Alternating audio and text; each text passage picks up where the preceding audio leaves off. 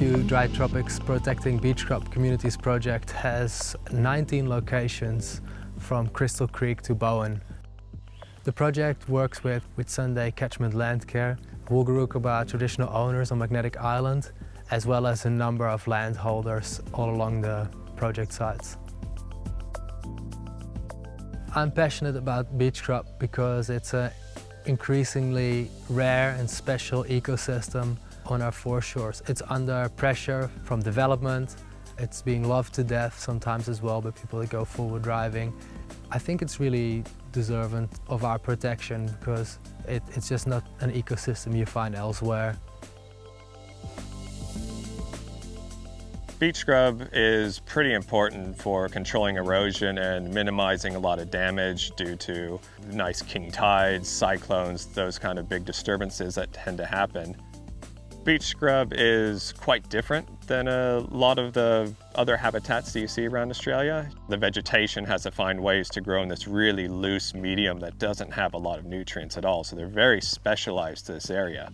And due to that, the fauna that live here have to be specialized to live off that vegetation. You will get a lot of unique things that just like to live near the coast here in this habitat. Today we're out here at Beach Scrub Community just north of Townsville. We're doing some rapid fauna assessments with some different techniques to try to figure out what's using and inhabiting this area.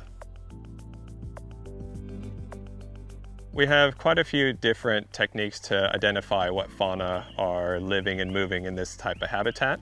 We have some active traps. We have cage traps, which are quite big to get bigger fauna. We have funnel traps for little things like lizards to run into and snakes. We also have motion sensing cameras that we put out. We have bat detectors and Elliott traps, tiny cage traps for very small mammals. It's always exciting on these baseline surveys. You get to get up at the crack of dawn, get out here before the sun's up to ensure that all the animals that are in these traps aren't getting too hot. Run around, check all the traps, anything that's there you quickly ID it and then let it go before it gets too stressed. We go and check all the cameras, try to see if any of the bait has been taken from the previous night, to see if there's any tracks around, any diggings, give us an indication if it's a nice active area and a good one that we picked.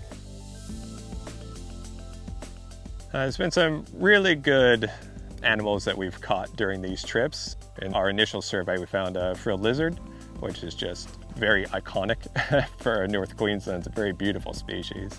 This trip we found a white-tailed rat, which you don't really see them very often. It's a native animal. They get quite large, nice big white tail on them, and are pretty much a really good seed disperser and almost top predator in these types of environments.